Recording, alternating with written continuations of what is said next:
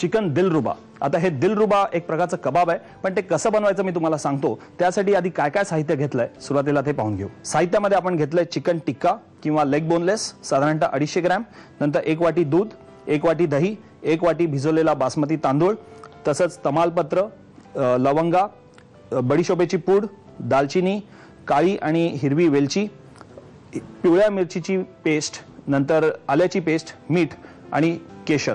सुरुवातीला आपण हे जे मसाले आहेत ते थोडेसे ड्राय रोस्ट करून घेऊया। आधी वेलची टाकून या तव्यावरती किंवा पॅन मध्ये ते जरासं भाजून घेऊ। वेलची आपली चांगली भाजून झाली आहे, ती मी ह्याच्यात टाकतो खलबत्त्यात। त्यानंतर आपण भाजूया दालचिनी आणि या लवंगा।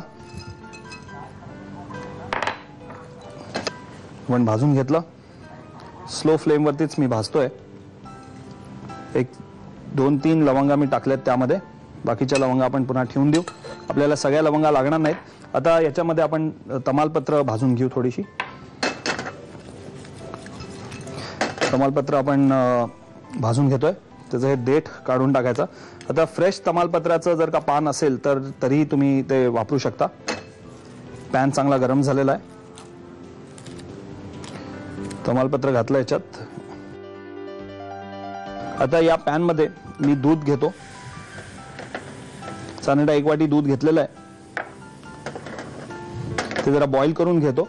आणि हे जे केशर आहे आपण ते केशर त्या दुधात वापरावं, त्याचा चांगला घोळ बनवावा किंवा सिरप बनवावं। आणि नंतर हे दूध तुम्ही फ्रीज मध्ये ठेवू शकता आणि प्रत्येक वेळेला जेव्हा वापरायचं असेल तेव्हा ते फ्रीज मधनं काढून तुम्ही केशर तुमच्या आवश्यक ज्या रेसिपीमध्ये वापरायचं त्यामध्ये तुम्ही वापरू शकता। आता मी याच्यात दूध वापरलंय, तुम्हाला जर का अधिक काळ टिकवायचं असेल किंवा जरा मोठ्या प्रमाणात करायचं असेल, एक 5 ग्रॅम केशर तुमच्याकडे आहे तर मग अशा वेळेला 5 ग्रॅम केशरचं तुम्ही पाण्यामध्ये सिरप बनवा, चांगलं थिक सिरप बनवा। म्हणजे पाणी थोडंसं त्यामध्ये उकळून आधी चांगलं बॉईल करा, पाणी थोडंसं आटलं की मग त्यामध्ये केशर टाकून लगेच आच बंद करून तुम्ही ते पाणी गार करून तुम्हाला पाहिजे तसं आवश्यकतेनुसार तुम्ही ते वापरा। केशर मी घातलं दुधात, मी जरा एकदा उकळून घेतोय दुधात कारण त्याचा रंग त्यामध्ये चांगला यायला पाहिजे। आच बंद केली आणि याच्यामध्येच आपण ते जरा आता गार होऊन देऊ। मी इकडे हा मसाला जो भाजलेला आहे तो जरा कुटून घेतो। मसाला आपला छान कोर्सली ग्राइंड करून झालेला आहे।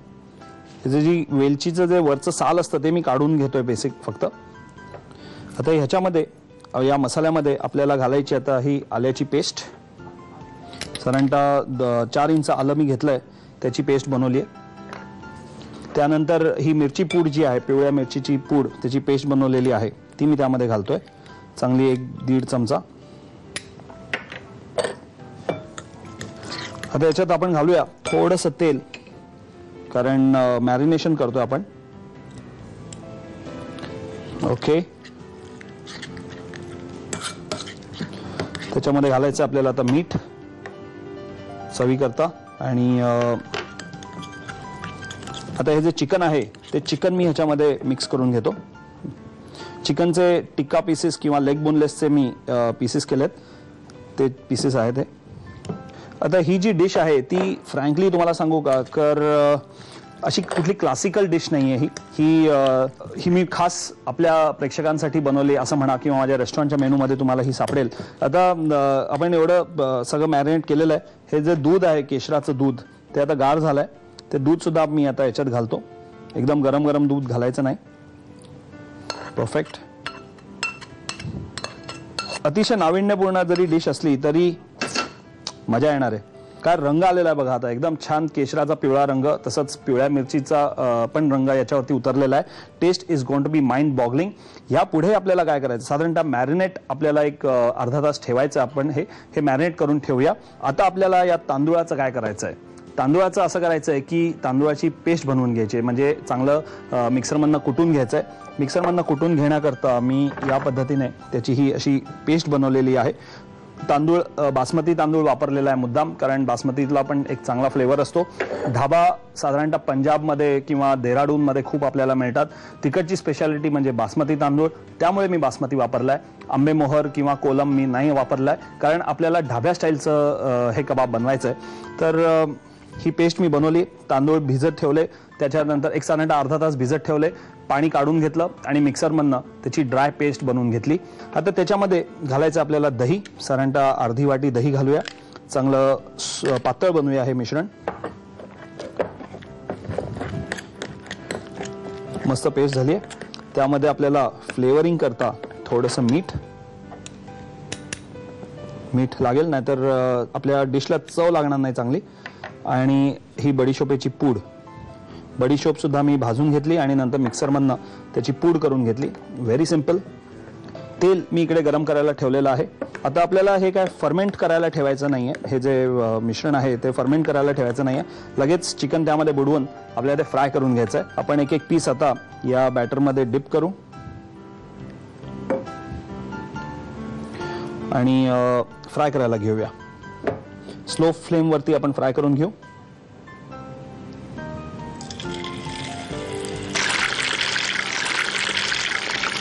ओके, एकदम स्लो फ्लेमवरती मी तळून घेतोय, कारण एकदम हाय फ्लेमवरती जर का तळून घेतलं तर वरनं चिकन कलर त्याचा ब्राऊन होईल आणि आतमधनं कच्चंच राहील. ते आपल्याला होऊन द्यायचं नाहीये. आता हे उरलेलं चिकन सुद्धा मी आता असंच तळून घेतो, कारण आमच्याकडे सगळे अगदी भुकेले झालेले आहेत. ते मी तळून घेतोय.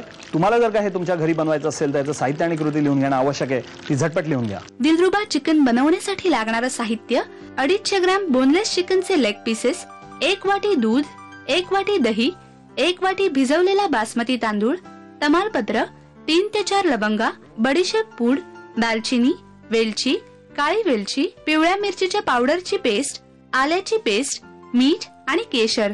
कृती: प्रथम काळी आणि बडी वेलची, दालचिनी, लवंग आणि तमालपत्र पॅन मध्ये भाजून हा मसाला जाडसर वाटून घ्यावा.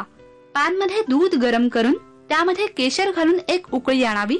एका बाउल मध्ये वाटलेला गरम मसाला, आल्याची पेस्ट, पिवळ्या मिरचीची पेस्ट, तेल, मीठ आणि केशर घालून उकळवलेलं दूध घालून मॅरिनेशन तयार करावं आणि त्यामध्ये चिकनचे तुकडे अर्धा तास ठेवून द्यावेत.